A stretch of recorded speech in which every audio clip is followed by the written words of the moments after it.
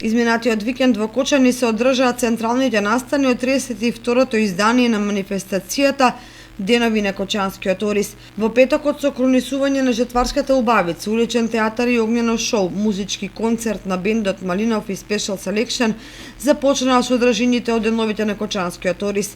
Манифестацијата ја прогласи за отворена градоначалникот Љупчо Папазов. Овие 3 дена се можност да ја покажеме нашата традиција, нашата култура, нашата историја.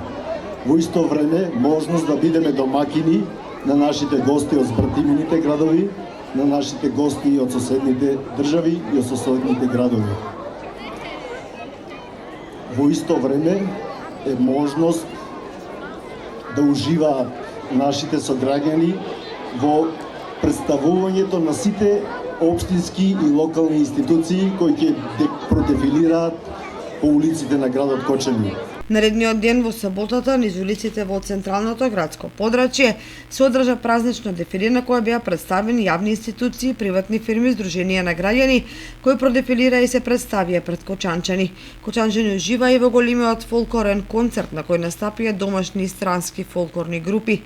Централниот настан се одржа во неделата на оризова нива во село Мојанци, каде на традиционален начин беше прикажано рачно зажнејување на ориз со срп и вршење на гумно. На настанот присуствуваа многобројни гости и делегации од Македонија и странство.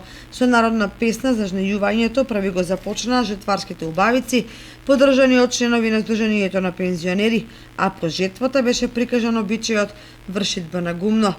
Градоначалникот Љупчо Папазов во рамки на манифестацијата додели награда од 60.000 денари за најдобар оризопроизводител за 2022 година, а оваа година наградата му припадна на Митко Стојанов. Благодарам на општина Кочани за наградата.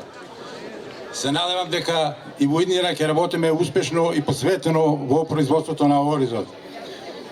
Сакам да упатам посебна благодарност на местна заедница Мојанци и општина Кочани за одличната организација за оваа прекрасна манифестација.